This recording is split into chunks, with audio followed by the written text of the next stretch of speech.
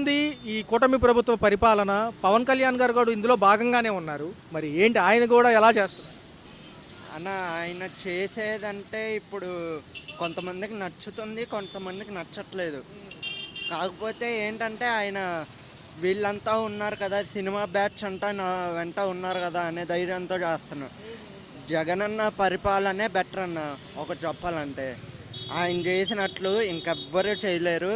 ఎవరు వచ్చినా అలా చేయలేరు కూడా. అసలు అసలు చెప్పాలంటే ఎన్నో పథకాలు పెట్టారన్న. వాటిల్లో 90% అయిపోయాయి. వీళ్ళది కనీసం 1% కూడా స్టార్ట్ చేయలేదన్న.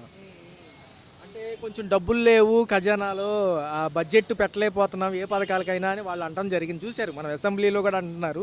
మరి డబ్బులు లేనప్పుడు ఎలా చేయాలి ఇవన్నీ అంటున్నారు. అన్న అవేవో మాట్లాడుతున్నారన్న. అగ్గిపెట్టెల గురించి ఎన్నో కోట్లు ఖర్చు పెట్టారంట కదా. ఆ, అలా ఎందుకు ఖర్చు పెట్టారో మనకైతే తెలియదు మరి. ఇప్పుడు ఆ, హాస్పిటల్లో ఉండే పేషెంట్ కోసం ఎంత ఖర్చు పెట్టినా తప్పులేదు. ఆ హాస్పిటల్లో ఉండే పేషెంట్ కోసమే ఖర్చు పెట్టాలి కానీ ఇంట్లో మనం ఉండడానికి వాటికి వీటికి ఖర్చు పెట్టుకుంటే ఎందుకన్నా. పోయే ప్రాణం బతికించుకుంటే మనకి మంచిది, వాళ్ళకి మంచిది. అంటే మరి ఆరోగ్యశ్రీ కూడా ఇప్పుడు హాస్పిటల్స్లో లేవు. ఆరోగ్య బీమా చేశారు. మరి దానికి అవకాశం లేదు. డబ్బులు పెట్టి చేయించుకోవాల్సి వస్తుంది. గతంలో ఆయన ఇచ్చిన హామీలే బాగున్నాయా? ఆ, అప్పుడు బాగున్నాయి అన్న. అప్పుడు చాలా చాలా వరకు మేలన్న. ఇప్పుడు అప్పుడు వరదల్లో ఏమన్నా బాగున్నా ఆదుకున్నారంటే 9 నెలల్లో అది కూడా ఒక భాగంగా వచ్చింది కదా. ఈ వరదల సహాయం ఎలా? వరదలు అంటే ఒకటన్న. ఫస్ట్ వరదలు వచ్చాయి.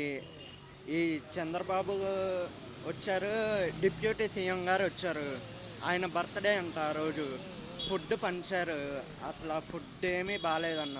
ఎప్పుడో కుళ్ళిపోయింది ప్యాక్ చేసి మాకు పెట్టారు. అదేమన్నా న్యాయమా అన్న? మరి ఎంత నష్టపోయి ఉంటారు పాపం మీరు కూడా. చాలా నష్టపోయామన్న అసలు. అసలు సహాయ చర్యలు కూడా సరిగ్గా అందలేదన్నారు చాలా మంది. బర్త్డే అని చెప్పి హెలికాప్టర్ వేసుకొని తిరిగితే ఏముందన్న, కిందకు వచ్చి కనీసం పిల్లల్ని ఎత్తుకొని ఎలా ఉన్నారమ్మా మీ కుటుంబాలు అని మాట్లాడినా ఒక లెక్క ఉండిద్ది అన్న. అసలు ఏంటన్నా బర్త్డే అని చెప్పి హెలికాప్టర్ వేసుకొని తిరిగితే. మరేంటి పవన్ కళ్యాణ్ గారు నేను అందరికీ అండగుంటాను, అన్యాయం జరగనివ్వను మహిళలకి అని ఎన్నో చెప్పారు. ఇప్పుడు ఎలా ఉంది, మీకు ఎలా నచ్చింది? మాకైతే నచ్చలేదన్న. మరి జగన్ అన్నే రావాలి మళ్ళీ. ఎంత త్వరగా వస్తే అంత మంచిది. వీళ్ళేమో సూపర్ 6 అని చెప్పారు. 6 పథకాలు అంటున్నారు. రేపు జూన్లో ఏమో ప్రతి పిల్లవాడికి, చదువుకునే పిల్లవాడికి పిల్లలకి 15,000 అన్నారు కదా, అవి ఇస్తారని. నాకైతే డౌటే అన్న. జగనన్న కాలంలో అయితే ఇచ్చారు. ఇలాగా అమ్మఒడి వచ్చిందని చెప్పి 15,000. మా ఇంట్లో ముగ్గురు అన్న, మా ముగ్గురికే వచ్చింది. ఇప్పుడైతే చెప్పలేం మరి.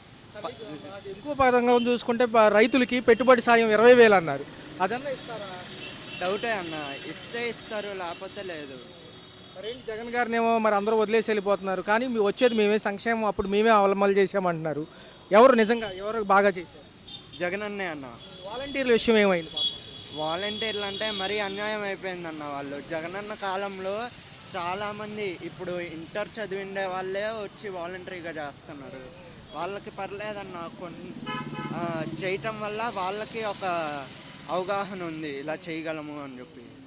ఇంటింటికి తిరిగి పెన్షన్లు ఇచ్చేది. మరేంటి ఇప్పుడు కరెంటు ఛార్జీలు ఎలా ఉన్నాయి, ధరలు ఎలా ఉన్నాయి, రోడ్లు కూడా వేస్తామని చెప్పారు కానీ మరి అయినాయి అని. రోడ్లు అయితే అవ్వలేదన్న. చూస్తున్నాం ఆ సింగనగర్ వంతెన కింద మొత్తం అలాగే ఉంది. అసలు ఏం మారలేదు మరి. నిజంగా మంచి బీజేపీకి సపోర్ట్ లాగా ఉందా? నిజంగా జెన్యూన్గా మాట్లాడారు. ఏమంటే వాళ్ళ ఆవిర్భావ సభ అనేది 12 ఇయర్స్కి సంబంధించి మనం ఏమేమి సాధించాము, దేని గురించి, మనం ఫస్ట్ 0 నుంచి హీరో ఎలాగయ్యాము అని వాళ్ళ సభ అనేది పెట్టి ఆ సభ తగ్గట్టు వాళ్ళు చేసుకున్నారు. వాళ్ళు ఏంటంటే నేషనల్ ఇష్యూస్ మీద ఎక్కువ మాట్లాడారు. అది అవసరం లేదని అనటానికి లేదు.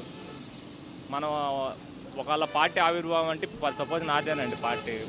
నేను 0 నుంచి హీరో దాకా అయ్యాను, డిప్యూటీ సీఎం అయ్యాను ఫర్ సపోజ్. కష్టపడ్డానుగా.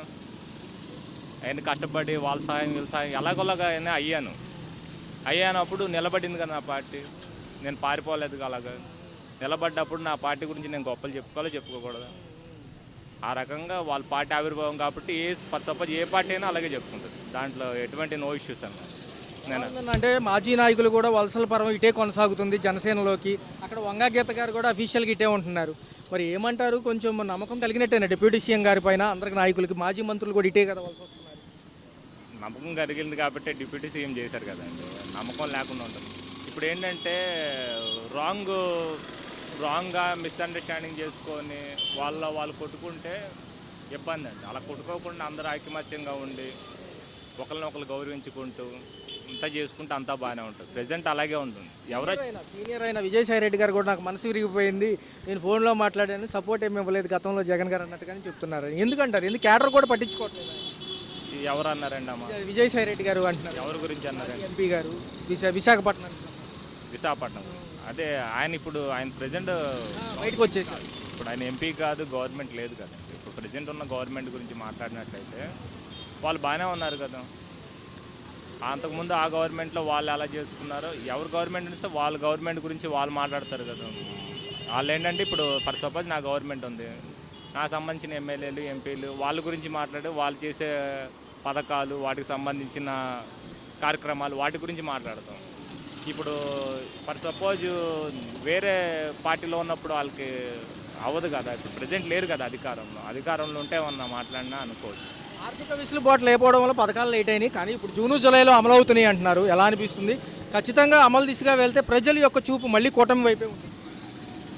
ఏమండి ఒక మాట చెప్పనంటే, పథకాల కంటే ముందు అభివృద్ధి కావాలంట నేను. అభివృద్ధి ఉంటేనే ఏ గవర్నమెంట్ అయినా నిలబడుతుంది. డబ్బులు ఇలా ఇచ్చేసుకుంటూ వెళ్ళిపోతుంటే, ఇప్పుడు ఫర్ సపోజ్ మీ ఫ్యామిలీ ఉంది, మీ ఫ్యామిలీలో ఒక 3 చదువుకున్న వాళ్ళు ఉన్నారు. ఒక్కొక్క పర్సన్ 20,000 చొప్పున సంపాదిస్తే 60,000 వస్తాయి మీ ఇంట్లో. 60,000 వస్తే మీ ఫ్యామిలీ అనేది ఆర్థికంగా డెవలప్ అవుతుంది. అలా కాకుండా నేను చదువుకొని ఖాళీగా ఉంటాను, పనులేం చేయను, ఆ పథకాలు ఎప్పుడో సంవత్సరానికి ఒకసారి వస్తాయి, అవి 15,000 20,000 తీసుకుంటాను, నాకు చాలు అనుకుంటే ఒక సంవత్సరంలో 15,000 చూస్తున్నావు. అదే నువ్వు నెలలో మీరు పని చేసుకుంటే 60,000 చూస్తారు. అలా చూస్తే నీకు మీ ఫ్యామిలీ అనేది డెవలప్ ఎలాగవుతుంది? డెవలప్మెంట్ చూసుకోవాలి. ఆర్థికంగా ఎదగాలంటే ఏం చేయాలి? జాబులు చేసుకోవాలి. ఇదే అంశం పైన ఉద్యోగ కల్పనతో పాటు అమరావతి తొలిదశ పనులు ఒక 3 ఏళ్లలో పూర్తవుతాయని నారాయణ గారు అంటున్నారు. కంపెనీలకు గతంలో భూములు కేటాయించాము, అదే పద్ధతిలో వెళ్తుంది అంటున్నారు. ఎలా ఉండదు? కొంచెం ఆస్కారం ఉంటుంది.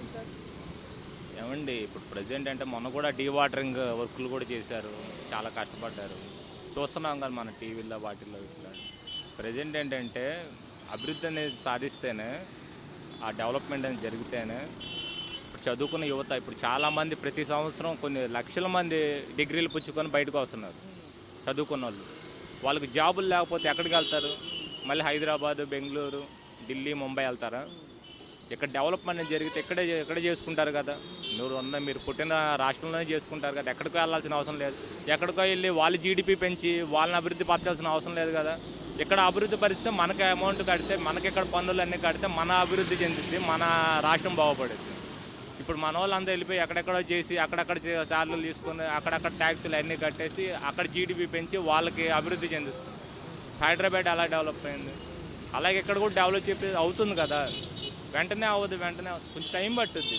ముందు నువ్వు స్టార్ట్ అయ్యేదాన్ని నువ్వు ఆదిలోనే నువ్వు నలిపేస్తే కుదరదు కదా. అభివృద్ధి ఎవరో ఒకరు చేస్తున్నప్పుడు మీరు ఏం చేయాలి? చెయ్యి ఇవ్వాలి. దాన్ని నువ్వు డిసప్పాయింట్ చేయకూడదు. ఇంకా మనం ఎంకరేజ్ చేయాలి, ఇలా చేయండి అని చెప్పేసి ఎంకరేజ్ చేస్తే అందరూ బాగుంటుంది. ఎందుకంటే వాళ్ళు మొత్తం అప్పులు చేసి వెళ్ళిపోయారు. అప్పులు చేసి వెళ్ళిపోయిన తర్వాత ఎవరు ఏ ఇంటి యజమాని సరే కొడుకులు తప్పు చేస్తే తండ్రి సర్దేసుకోవాలి. సర్దిద్దామంటే కొంత టైం పడుతుంది. సేమ్ అలానే ఆర్థిక ఇబ్బంది ఉన్నాయి కాబట్టి పథకాలు స్లోగా పెడతారు, క్యాన్సిల్ ఏం చేయరు. కాకపోతే 6 నెలలు చేసి 10 నెలలు చేస్తే 10 నెలలు 12 నెలలు చేస్తారు. టైం కొద్ది పడంగా ఏ పథకాలు ఏం వాడేవు. చెప్పిన 6 పథకాలన్నీ కంపల్సరీ అవుతాయి, ఇబ్బంది ఏం లేదు. ఆర్థిక ఇబ్బంది మెయిన్ ఇబ్బంది. అలానే రాష్ట్రం డెవలప్, ఒక పక్క రాష్ట్రం డెవలప్ చూసుకోవాలి. ఇప్పుడు వచ్చిన తర్వాత అంతా డెవలప్ చేశారు. మేము మొన్న పక్క వెళ్ళొచ్చా, సచివాలయం వెళ్ళొచ్చా, ఆ రోడ్డు కానీ మంచిగా చెడుగా బ్రహ్మాండం చేశారు. నిన్న 15 తారీఖు వెంకటేశ్వర స్వామి కూడా కళ్యాణం చేయించారు, బ్రహ్మాండం చేసే కళ్యాణం. జనాలు ఆ వెంకటేశ్వర స్వామి దయ వల్ల రాష్ట్రం కూడా బాగుపడుతుంది అందరూ అనుకున్నారు ఆ రోజు. అది కాదు మేము ఆ రోజు కళ్యాణానికి వెళ్ళలేదు, కానీ నేను పొద్దున్నప్పుడు ఊరికి వెళ్ళొచ్చా, ముందు రోజు దర్శనానికి వెళ్ళొచ్చాను. నేను పెట్టుబడులకి ఆకర్షిస్తామంటున్నారు. సాఫ్ట్వేర్ కంపెనీలతో పాటు భూ కేటాయింపులు ఉంటాయి కొత్తగా.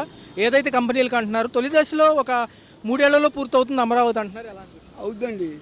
ఇప్పుడు మనం 3 ఏళ్ళు ఒక అంచనా పెట్టుకుంటాం, కాకపోతే ఇంకో 6 నెలలు లేడు, ఇంకో సంవత్సరం లేట్ అవుతుంది, అంతేగాని అసలంటూ అయిపోద్ది. ఏదైనా మళ్ళీ ఎలక్షన్ టైంకి అమరావతి 100% పూర్తి చేస్తారు వీళ్ళు. పవన్ కళ్యాణ్ గారు పిఠాపురం సభ ఎలా అనిపించింది? నాగబాబు గారు కూడా మాట్లాడడం జరిగింది. ఈ అంశాలన్నీ ఎలా ఉన్నాయి? నేను అది విశ్లేషణ చేయలేదు, పేపర్ చదవలేదు ఆ రోజు. కాకపోతే ఏంటంటే వాళ్ళు పవన్ కళ్యాణ్ గారు ఏది చెప్పినా కరెక్ట్గా మాట్లాడతారు. ప్రస్తుతానికి ఇప్పుడు దాకా ఏదైనా కరెక్ట్గా మాట్లాడుతున్నారు. జనాలు 10 మంది 10 రకాలు అనుకుంటారు. అది అనుకునే మొత్తం మనం చేయలేము, అనుకోని మనం మానుకోలేము. ఏప్రిల్ మేలో 2 పథకాలు వస్తున్నాయి అంటున్నారు. ఒకటి తల్లికి వందనం కింద 15,000 రైతులకు పెట్టుబడి సాయం 20,000 ఖచ్చితంగా అమలు అవుతుందా? అవుతుందండి. ఏప్రిల్ అన్నారు, కాకపోతే మే చేస్తారు. ఏప్రిల్ అన్నారు, ఏప్రిల్ లాస్ట్కో మే 15కో చేస్తారు తప్ప మానుకునేది ఏముండదు. వాగ్దానం చేసి డేట్ ఫిక్స్ చేసిన తర్వాత వాళ్ళు మానుకోరు. అది ఎలా ఉంది సార్ పరిపాలన? 9 నెలల్లో ఏమేమి బాగున్నాయి, ఏమేమి బాగోలేదంటారు? ప్రస్తుతంగా అయితే అన్నీ బాగానే ఉన్నాయండి. అయితే వర్క్ ఏది స్పీడ్ జరగట్లా, వర్క్ చేస్తున్నారు, స్పీడ్ జరగట్లా. డబ్బులు లేవు, పెద్దవి కూడా ధనం మీద జగత్తు ఏదైనా డబ్బుతో ఉంది. మరి వాడు 1,000 కోట్లు అప్పులు చేసి మన ఎత్తున దిద్దలేడు మహానుభావుడు. మరి కొత్త ప్రభుత్వం దాన్ని అది ఇది బేరీ చేసుకుంటూ ప్రభుత్వం చెయ్యాలి. జగన్ గారు మళ్ళీ ప్రజల్లో మమేకం అవుతున్నారు కదా, ఒక పక్క అక్కడి నుంచి. ఎక్కడ వస్తున్నారైనా, ఎక్కడ వస్తున్నారు? ఏం రాలా. ఎవరో రౌడీని తీసుకెళ్ళి లోపలేస్తే జైలుకి వచ్చాడు, అంతేగాని అసెంబ్లీ రావట్లేదు. నువ్వు రాబోయే అసెంబ్లీకి రేపు నీకు ఓటే రాస్తారు, తప్పైనా ఒప్పైనా అసెంబ్లీకి రా, అక్కడ మాట్లాడు నువ్వు 10 మందితో. అది అక్కడ ఏదైనా సమస్య ఉంటే ఆ సమస్య నువ్వు గట్టిగా నిలది. నేను ఇంట్లో కూర్చుంటాను, నా పెద్ద హోదా ఇవ్వలేదంటే ఎలా ఇస్తారు నీకు? 10% రావాలిగా ఓట్లు, సీట్లు రాలేదు. రానప్పుడు ఎలా ఇస్తారు వాళ్ళు? ఎవరెవరు? అది పరిపాలనలో ఎలా అనిపించింది సార్? అనేక సంక్షేమ పథకాలతో పాటు అభివృద్ధి కూడా ముందుకు వెళ్తేనే మనం బాగుపడతామని చెప్పి కూటమి ప్రభుత్వం అంటుంది. ఎలా? బాగుందండి, పరిపాలన బాగుంది. ఈయన గారు ఉంటేనే రేపు పిల్లలకి భవిష్యత్తు ఉంటుంది, మా పిల్లలకు కానీ తరతరాల వాళ్ళకి కూడా బాగుంటుంది అని చెప్పేసి ఒక ఇది ఉందండి. అయితే పవన్ కళ్యాణ్ గారు డిప్యూటీ సీఎం మొన్న పిఠాపురంలో భారీ ఎత్తున సభ కూడా జరిగింది. 12 ఏళ్ల ఆవిర్భావ దినోత్సవ సభగా ప్రకటించారు జనసేనకి. ఎలా అనిపించింది సార్? ఆయన చేయగల సినీ రంగం వ్యక్తి కదా. అంటే ఆయనకి కూడా అనుభవం ఉంది కదండి. కొద్దిగా ఆల్రెడీ 12 ఏళ్ళు పెట్టారు కదా, పార్టీ పెట్టారు, ఒకసారి దెబ్బతిన్నారు, మళ్ళీ వచ్చేసి సీఎంగా చేస్తారు ఆయన గారు చేసే సత్తా ఉందండి. సో బీజేపీ ఫస్ట్ నుంచి పెద్దపేట ఆయనకే వేసింది ఇటు సైడ్ నుంచి. సో మనకేమైనా రాయితీలు వచ్చే అవకాశం ఉందా? ఎందుకంటే ఏపీ బడ్జెట్ సమావేశాలతో అయిన కాడి నుంచి అసెంబ్లీ సమావేశాలు జరుగుతున్నాయండి. బడ్జెట్ అవకాశం ఉందండి. ఈ ప్రభుత్వం తెచ్చే అవకాశం ఉంది, తేగలరండి. ఈ ప్రభుత్వం మాత్రం తెలుగుదేశం కూటమి ప్రభుత్వం కాబట్టి తేగలరండి. సంక్షేమ పథకాలు తీసుకురాగలరు, అభివృద్ధి చేయగలరు, రాజ్యాంగం కట్టగలరని చెప్పి ఒక ఆలోచన ఉంది. జూన్ నెలలో ఏమో రైతులకు పెట్టుబడి సాయం గురించి మాట్లాడారు. 20,000 పెట్టుబడి, 15,000 మనం విన్నాం. పిల్లలకి ఇవ్వాల్సిన తల్లికి వందనం పేరుతో అమ్మఒడి, అప్పుడు తల్లికి అవి ఇస్తారని ఉందండి ఆశ ప్రజల్లో. ఇంకేం బాగున్నాయి సార్ ఈ 9 నెలల్లో మంచి మంచి విషయాలు? అంటే రోడ్ల విషయం, ధరల విషయం. ధరలు కూడా అండి అప్ అండ్ డౌన్ ఉన్నాయి సార్. ధరలు కూడా ఇంకా తగ్గుతే అవకాశం ఉంది. మరి జగన్ గారి కేడర్ ఏమో దూరం అవుతుంది, కొంతమంది దగ్గర అవుతున్నారు. పాపం ఆయన పుంజుకునే అవకాశం ఉందంటారా? లేకపోతే గతంలో చేసిన ఈ పనులకి తప్పదు, ఈ 4 ఏళ్ళు వెయిట్ చేయాల్సిందే? అది ప్రజల తీర్పు అండి. మనం ఎలా చెప్పాలి దాన్ని? ప్రజల తీర్పు కాబట్టి అది ఏ విధంగా ఉంటుందని మనకు అంచనా ఉండదండి. పథకాల అమలుకి మిగతా పథకాలు సూపర్ 6లో భాగంగానే సమయం ఇవ్వచ్చా మిగతా? ఇస్తారండి, ఇచ్చి చేస్తారు. అనుకున్నది నాయుడు గారు చంద్రబాబు నాయుడు గారికి పవన్ కళ్యాణ్ కలిసి చేస్తారనే ఒక ఉద్దేశం ఉందండి. ప్రజల్లో కూడా అవగాహన ఉంది, చేస్తారు. ఈ సూపర్ 6 పథకాలను కూడా చేయగలరు అనేది ఉందండి. మంత్రి నారాయణ గారు తొలిదశ పనులు అమరావతి 4 ఏళ్లలో పూర్తయిపోతాయి అంటున్నారు. సో ఇదొక మంచి హర్షించదగిన అంశమేనంటారు. అంశమేనండి. ఎలా ఉంటుంది అమరావతి పూర్తయితే? ఎలా ఉంటుంది? పూర్తయితే అసలు వరల్డ్లో నెంబర్ 1 అంటారు కదండి. చేయగలరండి. ఈ సత్తా నాయుడు గారు చంద్రబాబు నాయుడు గారు చేయగలరండి. చూసుకుంటే సార్ మరి ఏంటి తర్వాత డిప్యూటీ సీఎం గారు సీఎం బరిలో ఉంటారా, లోకేష్ గారు ఉంటారు? విద్యాశాఖ మంత్రి గారు కదా. అది అనేది ప్రజలు తీర్పండి, మనం ఏం చెప్తాం. అంత పిఠాపురం సభ కొంచెం మా బీజేపీకి సపోర్ట్గా ఉన్నట్టుగా చాలా మంది. నాకు వాటి గురించి తెలియదండి, రాజకీయాల గురించి ఎక్కువ తెలియదు. పథకాలు ఎలా అనిపిస్తుంది? ఇస్తారా లేకపోతే లేట్ అవుతుందా? పథకాలు అనేవి ఇస్తారండి, కంగారు పడకూడదండి, కంగారు పడకూడదు. ఇప్పుడు నేను మాట్లాడేదాకా మీరు ఎలా ఇదవుతున్నారో, నేను ఏది మాట్లాడుతానో మీరు చూడాలి. నేను మాట్లాడకుండా మీరు ఇంకేం మాట్లాడతారా అని అడగకూడదు. అలాగే పథకాలు కూడా వస్తాయి నిదానంగా, ఒక్కొక్కటి నిదానంగా చేసుకొస్తున్నారు. మొన్న కూడా చంద్రబాబు నాయుడు గారు వరద వచ్చినప్పుడు ఆయన చక్కగా నీటిలో దిగి అన్నీ కరెక్ట్గా చేశారు. నెంబర్ 1గా చేశారు. ఆ, డబ్బులు కూడా చక్కగా అందరికీ పైన ఉన్న వాళ్ళకి 10,000, కింద ఉన్న వాళ్ళకి 25,000, బళ్ళు ప్రాబ్లం అయిన వాళ్ళకి చేపించారు. అంతా బాగానే ఉంది. నెంబర్ 1గా చేపించారు. అయితే ఇదే అంశంలో ఏమంటున్నారంటే కొంచెం ఆర్థిక వెసులుబాటు తక్కువ ఉండటం వల్ల కొంచెం డిలే అయినా ఖచ్చితంగా ఇప్పుడు ఇంతకు ముందున్న ప్రభుత్వం అప్పులు చేసేసి పెడితే ఈ ప్రభుత్వం కొద్దిగా స్లో అవుదా, మరి స్లో అవుద్ది. స్లో అయినప్పుడు ఆయన ఏం చేస్తాడు, పథకం అనేసాం మనం, మరి చెయ్యాలంటే కొద్దిగా టైం పట్టిద్ది. అప్పుడు దాకా జనాభా ఆగాలి. చూసుకున్నట్లయితే ఖచ్చితంగా ఇవ్వడమే. అయితే తదుపరి మొన్న చెప్పినట్టుగా 2 పథకాలు అమల్లోకి వచ్చినాయి. పెన్షన్ ఒకటి, గ్యాస్ సిలిండర్లు ఒకటి. ఇప్పుడేమో తల్లికి వందనం కూడా పడుతుంది, అమౌంట్ కూడా చక్కగా పడుతుంది. అయితే చంద్రబాబు నాయుడు గారు ఏంటంటే రాజకీయ అనుభవం ఎక్కువ కాబట్టి ఆయన ఏ టైంలో ఎప్పుడు ఎలా చేయాలనేది ఆయనకి బాగా తెలుసు. తల్లికి వందనం అంటున్నారు. ఎలా ఏది చంద్రబాబు నాయుడు గారిది. అయితే ఆయన కనుక లేట్ చేశాడంటే జగనే కరెక్ట్ అని జనాభా అంటారు. నేనేమన్నాను, చంద్రబాబు నాయుడు గారు ఇంకా ఆయన అనుభవం, రాజకీయ అనుభవం ఎక్కువ. ఆయన కనుక అనేసి చేయకపోయాడంటే ఇన్నాళ్ళు రాజకీయ అనుభవంలో ఉన్నదంతా ఉపయోగం ఉండదు ఇంకా. అయితే ఏంటంటే చంద్రబాబు నాయుడు గారు చేస్తారు. ఇంతకు ఉన్న ప్రభుత్వం కొద్దిగా అప్పులు చేసేసి ఉన్నారు కాబట్టి అవన్నీ ప్రాబ్లమ్స్ సాల్వ్ చేసుకొని అవి చేస్తే అవన్నీ చేసి నిదానంగా చేయాలి. కానీ జనాభా కంగారు పడుతున్నారు, మాకు డబ్బులు వేయలేదు, పిల్లలు 3 ఇంకా వేయలేదని. వాళ్ళు నిదానంగా చేసుకొని వస్తారు చంద్రబాబు నాయుడు గారు. అయితే సపోర్ట్ గట్టిగా ఉంటుందంటారు. కేంద్రం నుంచి మనం చూసుకుంటే ఆల్రెడీ డబ్బులు వస్తున్నాయి కదా సార్, ఫైనల్గా మనకి డబ్బులు వస్తున్నాయి కదా కేంద్రం నుంచి. గట్టి సపోర్ట్ ఉంది. ఈసారి మొన్న పోలవరంకి ఇచ్చారు, అమరావతికి ఇస్తున్నారు. 4 ఏళ్లలో అమరావతి ఎంతో కొంత ముందు ఒక 40%. నేనైతే చంద్రబాబు నాయుడు గారు ఆయన అన్నాడంటే చేస్తాడు. రాజకీయ అనుభవం లేని వాళ్ళు వేరు, రాజకీయ అనుభవం ఉన్నవాడు ఆయన చేస్తాడు. ఆయనకి ఓపిక లేకపోతే లొకేషన్ దింపుతాడు. ఆయన లొకేషన్ దింపేనే చేపిస్తాడు. అదండి.